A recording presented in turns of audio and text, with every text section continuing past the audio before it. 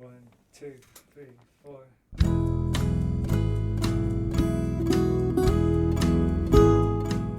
Hello, you're listening to the SKYLIT Books podcast series. We are a general interest independent bookstore located in the Los Feliz neighborhood of Los Angeles, California. This year, because of the coronavirus pandemic, we've had to close our store and cancel in-person events. But SKYLIT is your neighborhood bookstore, and we are finding ways to create community even while we're far apart. In the coming weeks, we'll be putting out lots of new audio content to help you discover new books, connect with authors, and check in with your favorite booksellers. To learn more about how you can help keep SKYLIT alive, please visit our website at skylitbooks.com or check out our social media accounts on Twitter and Instagram. You can subscribe to the podcast on Podbean, iTunes, and Spotify. Thank you for listening and enjoy.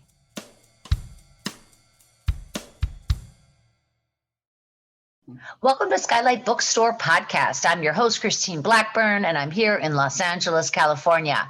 And today we are so excited to have author Jess Phoenix talking about her new book, Misadventure, My Wild Explorations in Science, Lava, and Life. And today she'll be in conversation with Branwen Williams, who is an environmental scientist. As you know, you guys, we have these books, of course, available at SKYLIT Bookstore, and we sure do appreciate you guys heading over to skylitbooks.com and buying the book from us because, of course, as you know, we are everyone's favorite neighborhood bookstore, even if you don't live in our neighborhood. We appreciate you guys supporting local bookstores, and we certainly appreciate you guys tuning in to the SKYLIT podcast. All right, you guys, today let's talk about Jess Phoenix. She's the executive director and co-founder of the environmental scientific research organization Blueprint Earth. Now, since 2008, she's been a volcanologist, an extreme explorer, and a professional field scientist. And she works with universities and major research institutions to study lava flows and natural hazards, perform climate research on glaciers, and more. Jess is a fellow in the Explorers Club and the Royal Geographical Society, a featured scientist on the Discovery and Science channels, and her writing has appeared on websites like BBC Online, Daily Cause, and Medium, as well as in Face the Current magazine and local print publications. And like I said, today, Jess will be in conversation. Today, Jess will be in conversation with Branwen Williams, who, like I said, is an environmental scientist who runs a student-centric research program with external funding from the National Science Foundation and National Geographic Society. All right, you guys, wherever you are, put your hands together for these two fabulous women, Jess Phoenix and Branwen Williams. Hi, thank you so much for listening, everyone who's here. And thank you, SKYLIT, for hosting, and for Branwen for being here and doing this with me. It's such a pleasure to be here. I look forward to hearing some of your reading. Well, I was told that it's good to start with a reading. And since I don't get to do these in-person events, everything's digital, I figure, well, I can bring a little bit of the book at home to people listening along. So I have an excerpt, and the only thing you need to know about this is that it is from when I was researching Kilauea volcano out on the lava flow fields there in Hawaii.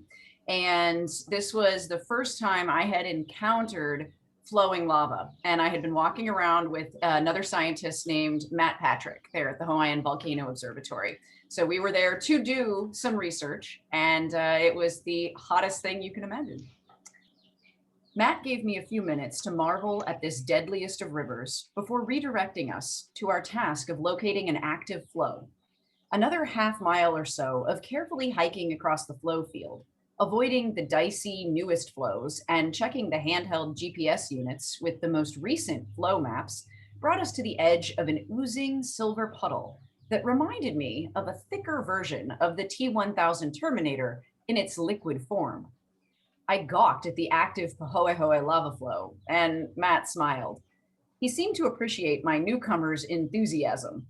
What I saw was something that my limited experience told me had no right to exist. Rock was solid. It was firm, if occasionally brittle. It was dependable. Houses, fortresses, tools, and weapons can be built from it. Rock was static. It changed only slowly, only with great effort or great force.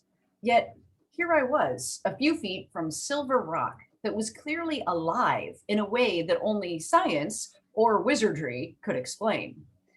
While Matt dug the sampling supplies out of his pack, I thought about what it must have been like to grow up in Hawaii before modern science could explain volcanoes. Of course, a goddess would have been a logical explanation for ground that could give birth to itself, sometimes destroying lives in the process. What other than something divine could make the solid earth turn to liquid fire? Nudging me out of my reverie, Matt handed me a full-face balaclava and silver gloves that were made for someone with much larger hands than mine. I donned the balaclava with care, leaving my sunglasses in place. Then I pulled on the gloves and assessed the heat-resistant silver. It matched the lava oozing in the background. Matt passed me a metal coffee can filled halfway with water and a rock hammer that I would use to pull off some of the molten rock. I approached the flow guardedly. My goal was to get close enough to stick the pointed pick end of the hammer into one of the flow's toes. As I drew closer, the heat grew more intense than anything I'd ever felt. The flow I was targeting was in excess of 1,800 degrees Fahrenheit, which is nearly 4 times hotter than the highest setting on an oven. It seemed as if nature had hushed itself unbidden, except for my heartbeat, which was jackhammering in my ears. I paused, eyeballing potential targets and not wanting to get closer to that outrageous heat until I knew for certain where I would strike. I set the coffee can down behind me and decided on a nice fat lobe of lava about 6 feet away that was slowly blobbing toward my right foot. Faintly, I heard a tinkle that sounded like tiny pieces of glass being crunched ever so gently. The lava was making an almost musical sound as the new flow rolled over the older ground beneath. Between that and the radiating waves of heat that were hitting me full force, it felt like a dream. I couldn't take the heat much longer, so I clenched my teeth and stepped toward the flow, right arm extended with the hammer pick pointing down. Suddenly, my eyes felt like they were being sandblasted. At Matt's direction, I had kept my sunglasses on, so I tried blinking. The awful feeling remained, and I recognized my eyes were dehydrating. I needed to hurry or my vision might end up more compromised than it already was, and one errant movement could result in serious burns. I took one last step, shielded my eyes with my gloved left hand, enough to deflect some of the searing air, planted my right foot 10 inches from the flow, and stuck the pick into the living silvery glob. Feeling no resistance, I pulled up slowly, straining against the heat to see what was happening on the end of the hammer. The lava followed the hammer's path, some of its sticky bulk attached to the pick, with the rest fighting to stay part of the flow. The taffy from hell stretched vivid and red, the insubstantial silver crust broken by the hammer, the flow's dazzling scarlet insides exposed to the world. I kept pulling and freed a glob, the molten rock tendrils oozing back to the bulk of the flow. I pivoted, shaking the hammer to make the glob release its hold. It fell into the waiting coffee can, and the water inside crackled to life, boiling instantly thanks to the scorching lava bleb I had dropped. Steam rose from the can as the sample was hyperquenched, solidifying it and preserving the information contained inside its primordial makeup. As soon as the boiling stopped, I picked up the can and rejoined Matt at a safe distance from the flow front. Relieved to be in cooler air and ecstatic about all things lava, I couldn't stop grinning. We packed up the sample and trekked off to map the lava flow that was currently burning an isolated island of green amidst this sea of black. Thank you, Jess, for sharing that with us. Something that I really enjoyed when I was reading this book and kind of comes through in that passage is the powerful imagery of how you really transport the reader into the field and kind of we can immerse ourselves in your experiences. But at the same time, you snuck some really good science into there. For example, here you're talking about the methods and the sampling process. How did you tell where to tell your personal stories, and where did you decide to include some of those scientific details? Well, I knew that I wasn't going to be writing a scientific tome because my career has shifted from straight research to one of research, but also science communication. So it was, I had to sit for each chapter and think like, yeah, all this cool stuff happened, but what's the point? Like, what was I actually trying to do there? You know, was there a scientific objective? And so each of the chapters was loosely staked around that idea that there would be something scientific, and then I could say, well, that's the whole reason I was there in the first place. Okay, great. Now I can go in and it is tricky to try to balance. I mean, this stuff, sampling lava, the actual act of sampling is pretty straightforward. I mean, it's household equipment in a way. I mean, a rock hammer is not something everyone has at their house, but it's not exactly, you know, a mass spectrometer where people are like, what is that even? So that's a simple thing to explain. But when I was talking about sampling things like cosmogenic nuclides, I mean, most people's eyes roll back in their heads when you say those words, you know, let alone do they have any understanding of it. So it was tricky to say. It was really important that I say, all right, how would I explain this to somebody in like 6th grade or 8th grade? Somebody who has no interest in science, how do I make this sound cool and interesting? Because it is. It's just, how do we get away from our scientist brain and say, all right, if I wasn't a scientist, how would I need someone to explain this to me? So that kind of takes me back to when you talked about when you first started college and you entered as an English major, destined to become an English professor, which is clearly not an obvious pathway to where you've ended up now.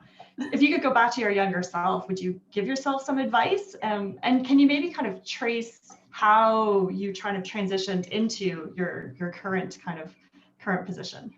It was definitely a jump sideways, definitely not forwards or backwards, because I firmly believe that we scientists need the arts and humanities to interpret the data that we collect. I mean, that's what makes it palatable for humans. So for me, I thought that most jobs were desk jobs, unless you went into something like law enforcement. Both of my parents were in the FBI, so I saw that you could have an active desk job where most of the time you're doing paperwork and dealing with bureaucracy, but then sometimes you do go out in the field and do things. But I knew I didn't want to be in law enforcement. And I loved words. I love language. I still do. And I think that was just fundamental, but I'm also just insatiably curious.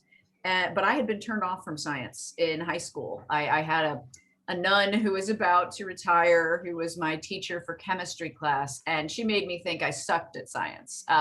So I thought, well, you know, maybe I could be a veterinarian someday, but probably not. I'll just go with this English thing because I can put words together okay.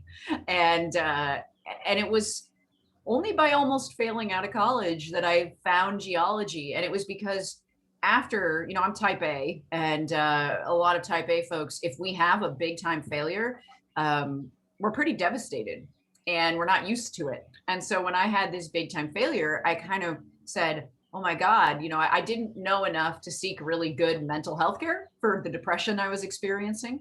So instead, I said, well, I'm going to take classes that really speak to my inherent curiosity. I'm going to nurture that to try to get back in the swing of doing school. And it worked. I mean, one of those classes was intro geology, and it was the most boring lecture style you could imagine. I mean, you appreciate this, you teach. And if you have a professor who turns around, shows you their back, and just draws on an overhead projector for 4 hours of class on Wednesday nights, you will probably go into some sort of coma. But I went, oh my God, you know, he's explaining why mountains are where they are, and how the oceans, you know, came to be in the places where they're located, and how volcanoes work, and what do earthquakes actually mean? You know, and it was like someone had just taught me an entirely new language, and I was just so excited to go further. And I think the communication is at the heart of what I do, whether it was the English style of analysis and writing my thoughts on something, or the scientific, let me convey this information, or the science communication, which sort of blends the arts and humanities with the sciences. So everything you learn in life is useful. You just have to figure out where to use it. Something you said at the start of that was how you were turned off of science at an earlier age. And I think that that is not an uncommon experience for women in particular. Science has been traditionally a male-dominated space. And that's also kind of amplified with fieldwork, because fieldwork is very much a male-dominated space. So how do you think that being a female in this space kind of give a flavor to your experiences? Do you think that if you were going through it now, starting over again with your first intro to geology course, it'd be different? And what advice would you give to younger women who are thinking about fieldwork and geology? I think that's, it is something that's important to think about, is just what role does gender, or not considering gender, play in the sciences? Because you're right. I mean, the field sciences, like a lot of times the entry-level jobs are mud logging or core logging, which is basically where you're out on a drill rig with a bunch of very rough people in remote areas. And it would seem like a prime location to turn a lot of young scientists away from the field. And then, of course, any long expedition with a bunch of people who don't respect other people can be a nightmare. And that's regardless of gender, but particularly if there is a power imbalance, et cetera, et cetera. So with what my approach was, I was lucky. I always played sports with guys when I was growing up. Like I played baseball and football and basketball with like on all guys teams for quite a while. So for me, I had, I guess, developed a mechanism to fit in that served me well. But I also was very fortunate for most of my academic career to work with men who were extremely supportive, who would not say, oh, do you think you can do this? Like carrying something heavy or making a hike. And they would just go, great, here, you can carry the extra batteries. They would just assume that I could. And I think that that's actually a good piece of advice for people who are mid-career or senior career, who are working with younger scientists or students. Don't tell them that they can't do something. Offer them the possibility and then let them tell you what they need to make it happen. And that's why I founded the nonprofit that I run with my husband, Carlos, Blueprint Earth, because I saw, like, I'd seen industry, I'd seen academia, and what I realized is that we were funneling so hard, whether intentionally or not, that we were getting basically white men still, and we could do better. And so a lot of it's barriers to entry. So if you just open the door, people don't need you to, push them upwards. They need you to open the door, clear the path, and then watch what they do. So that's what we try to do a lot of, is making research opportunities no cost and giving people pro tips. Like, I didn't know, in the book, I talk about how I didn't know how to go to the bathroom outdoors. I was an athlete from the age of 5 onwards, but I never camped. So for me, that was a huge embarrassing thing. Like, I don't want to talk about going to the bathroom with people I didn't know. And now when I have students in the field, I tell them, like, look, here's this cool little device you can use to pee standing up, and here's how you use it, and all sorts of exciting things. It's actually called the P style.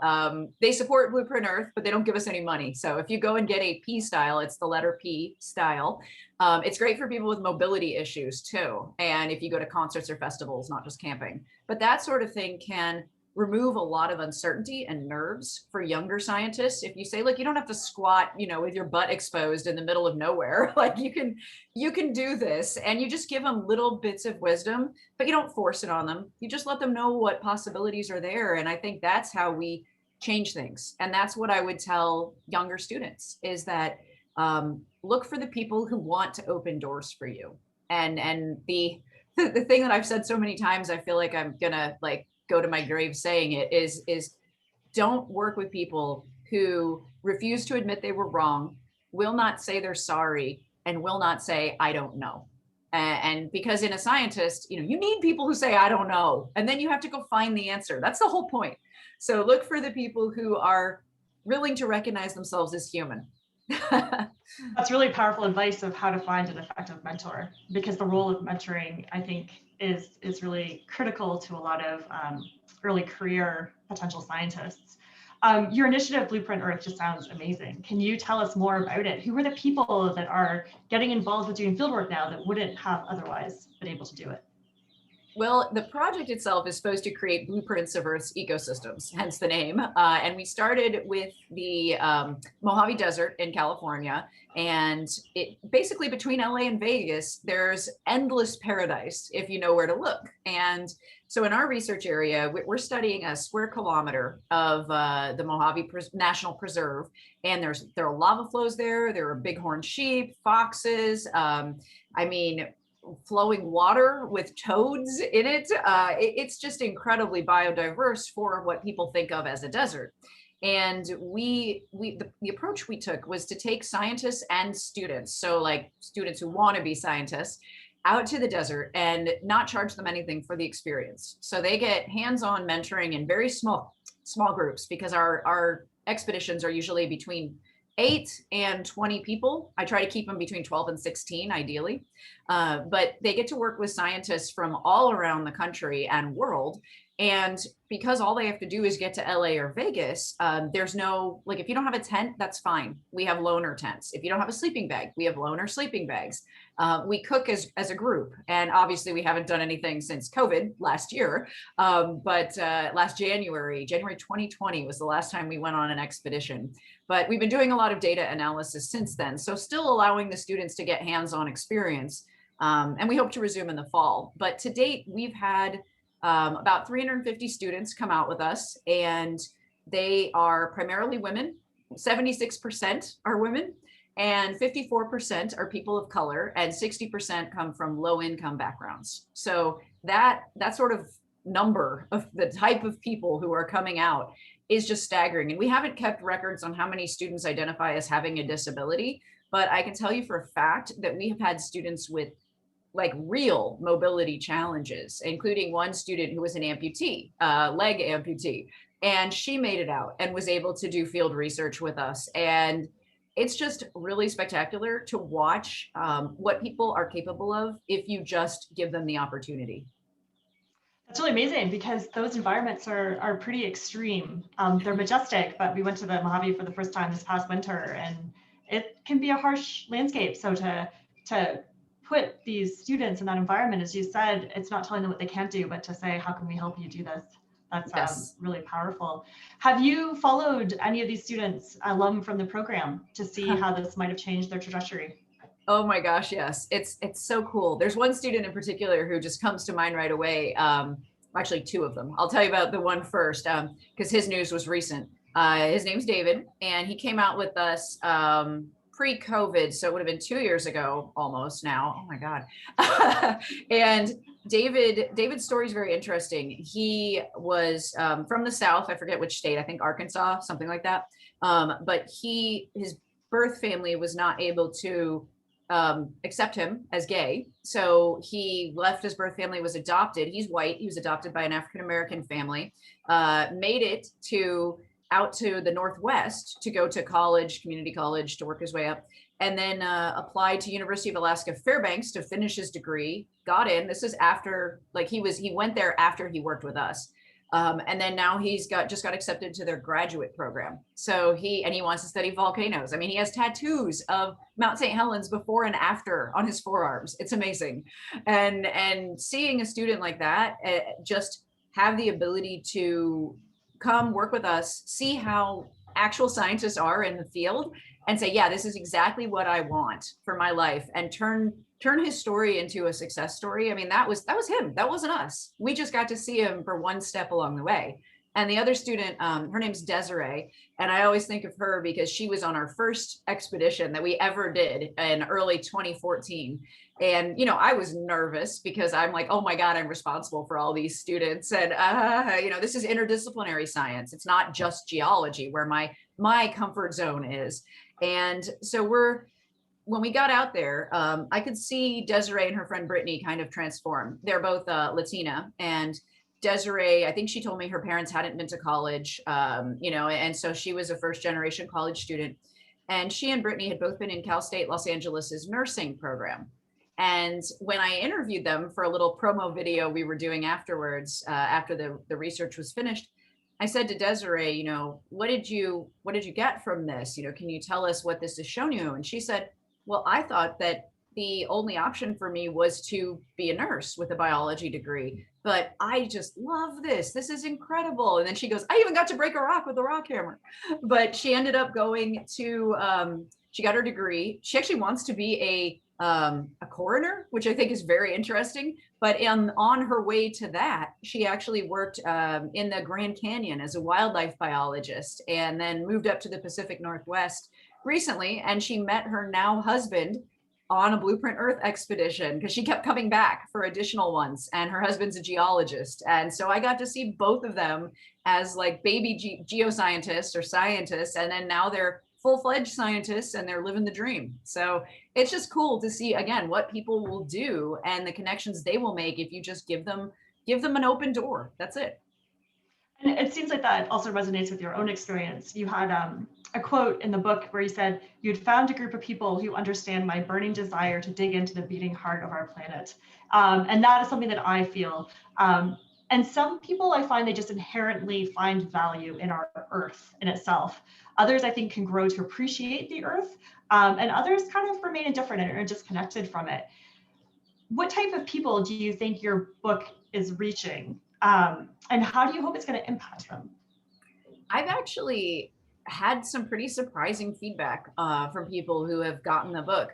And I guess it's sort of a compliment, but it sounds funny at first. I've had people say, I liked it way more than I thought I would. And I'm like, oh my God, thanks. But I think it's because a lot of people who like my work aren't hardcore scientists. I mean, they're just regular folks, and they think that science is scary and unapproachable. And especially the work that you do when you do field science, because you go to such remote, dangerous places that most people have never even thought about.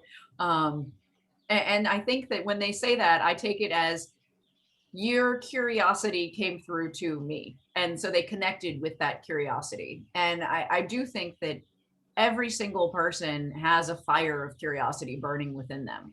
And it's up to us, all of us, to keep that flame going, not just for kids and the next generation, but within the adult population too.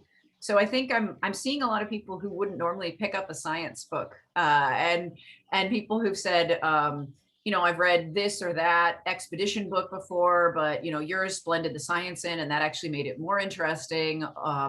And I have had a lot of people say, I gave it to my 11-year-old, at which point I go, oh, there's cursing in this book. But hey, you know what? The words exist, and oftentimes scientists use them. But yes, there is cursing in the book, a little bit, not a ton. But they say, oh, my 11-year-old daughter was so inspired. And I've actually heard I finally figured out how to check my DMs on Instagram, which I didn't know how to do, which is hilarious. But I got some messages from people who said, I started going to school for geology or for a science, and then I stopped because motherhood or paying the bills or just life got in the way. And now I'm in my 30s and I want to go back to school, and you just inspired me so much. And those make me want to cry because it's like, I didn't set out trying to be an inspirational person. I set out to do things that I thought were interesting. And here we are. And I know that I'm not inspirational. It's the way that I can show people that they can interact with their own curiosity. That's the inspirational part. I love that, being curiosity driven. Your chapter about your experience with the Discovery Channel, the conflicted nature of that interaction comes through, I think, a lot in the words. How do you view that now that a few years have passed since you did that, and thinking about the role of those types of programs in science communication, but at what cost? Yeah, that program itself, that was pretty disastrous. I will say that since then, I have made other programs with Discovery, including I've got a new show with them and this is exciting for me because most of their hosting is done by older white men, or just younger white men, but white men. Now the show that I'm co-hosting for them that launches in May, it's going to be called Hunting Atlantis. I'm the scientist on the show, and I'm working with a wonderful man named Stel Pavlo, and Stel is a person of color, and he is an Atlantis expert. So we actually get to go and talk to experts in archaeology and marine archaeology. It's so cool. And of course we scuba dive and rappel, and it's kind of awesome, actually. But Discovery has changed, and that's the thing to remember, is that these TV networks, these outlets for the media, they go through cycles. And Discovery, when I worked on Trailblazers, which was that first disastrous show, the person who was in charge of running that show was not a scientist, did not understand science, and did not actually want to see science. And so now when I go in, I've learned. I mean, you learn from everything you do. And so I am able to, when I have projects come my way, if people approach me, I say, all right, well, what level of input are you willing to take? Because I mean, you can probably imagine how many TV people have approached me over the years and said, we want to do volcano hunters. And I'm like, you can't do that, because every country that has active volcanoes near populated areas has their own scientists and their own observatory. And they don't need, white North American savior parachuting in to save the day. Like, I could do a show with volcanoes around the world, but you have to let me put the other people, the locals, on camera, because they're the ones with the actual knowledge. And I've had people actually respond at these TV networks. I was able to, with the Science Channel, when I was filming in Tanzania about, there's a volcano there that erupts white lava. It's nitrocarbonatite, totally different type of lava than any other volcano on Earth. It's also a sacred volcano to the Maasai tribe.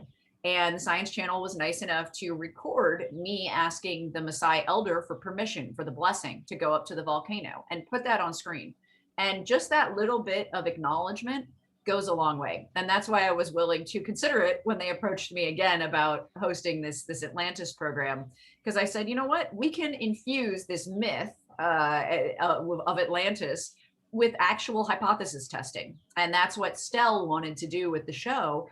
And I think we've accomplished that, where we're actually seriously considering different ideas. And so I'm hopeful that Discovery will go back a little bit more towards educational and scientific programming, as well as just like Alaska bush people, which are entertaining in their own right. But, we need to get science in the public eye. And it means that I would be a big proponent of graduate programs and even undergraduate programs offering their students a media class, like just at least one, so that scientists might know how to talk to the media better. Because if we don't advocate for ourselves, we don't get funding, we don't get attention for the important issues we're researching. And I tell my students, if you can't explain why what you're studying matters in 30 seconds to just a regular person, I'm sorry, but you're not doing a good enough job of communicating your science.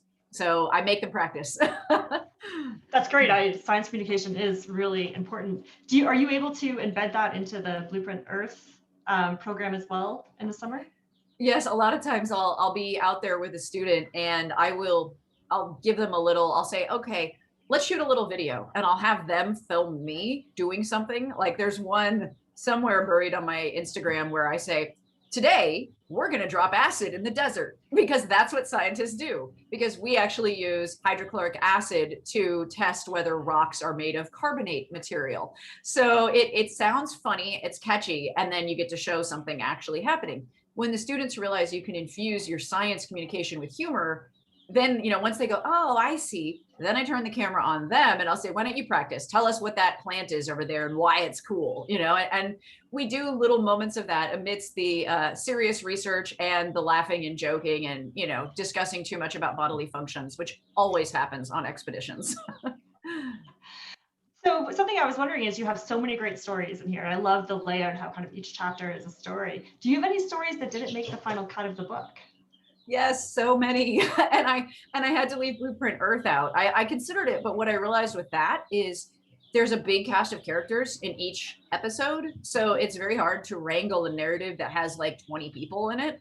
And I thought, well, also Blueprint Earth probably deserves its own probably collection of short stories for the weird stuff. I mean, we have a story we tell all the new students who come out about the naked hobo we encountered the first time we were in the desert in the middle of nowhere. So the naked hobo story is like a long-standing story, and that at some day will have to get written down. And then we tried to catch a bat in a gas station once, with a group of Blueprint Earth students, and we had a giant net out, and we were in this gas station in Baker, California, with a net playing bat calls on our phone. And I mean, we have just tons of funny things like that. I would love to get those down someday. And yeah, I don't even touch on Europe or Africa or Southeast Asia, where I've done work, or Central America. So there hopefully will be another book. Should people actually support this one and there's a demand for it, I would be happy to write another.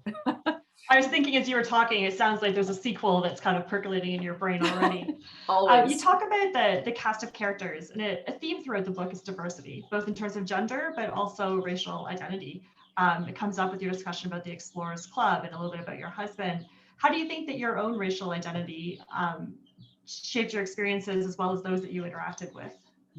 Well, being white is a huge privilege, which I think a lot of people, even if they don't want to recognize it right away, if you think about it, it really, it is. And even when I'm in, it can be a liability when you're in areas where there may be conflict and violence, because you're a very attractive hostage if you are a white female, or just white in general.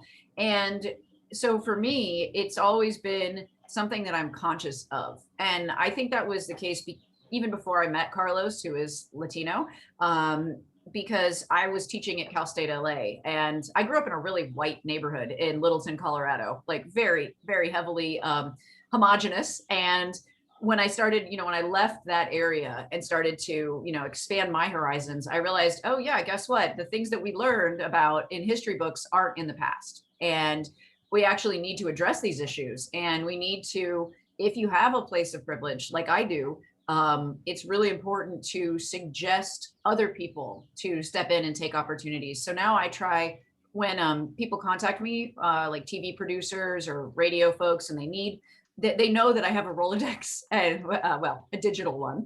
And just recently I got a request, oh, do you know any Black female marine biologists? And I went, yes, here's 3.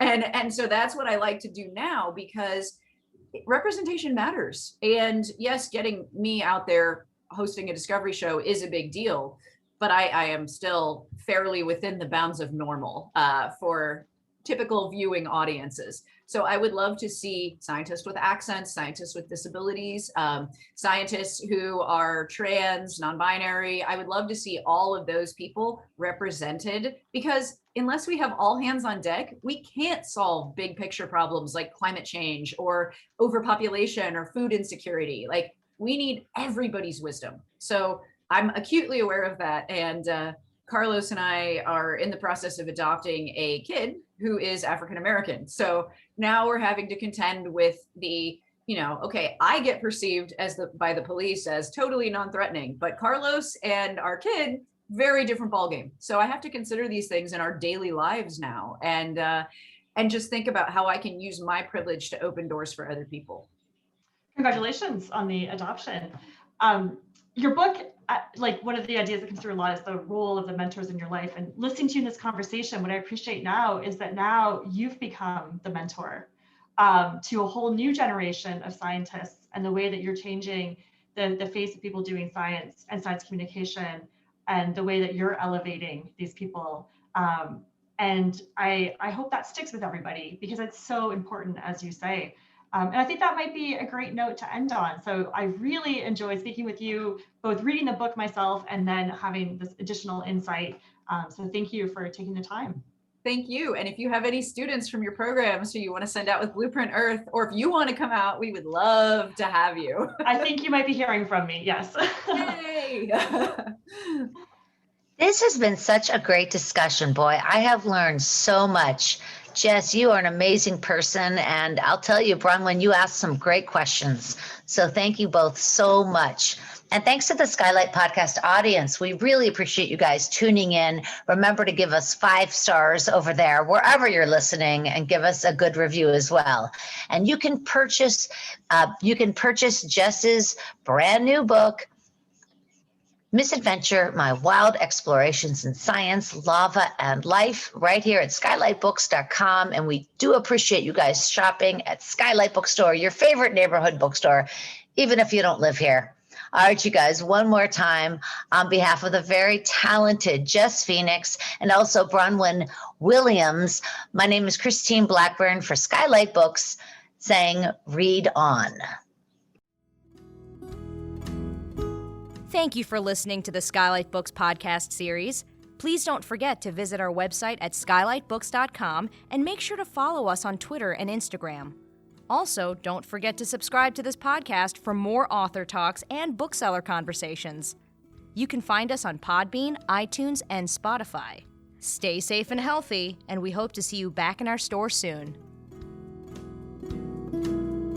I see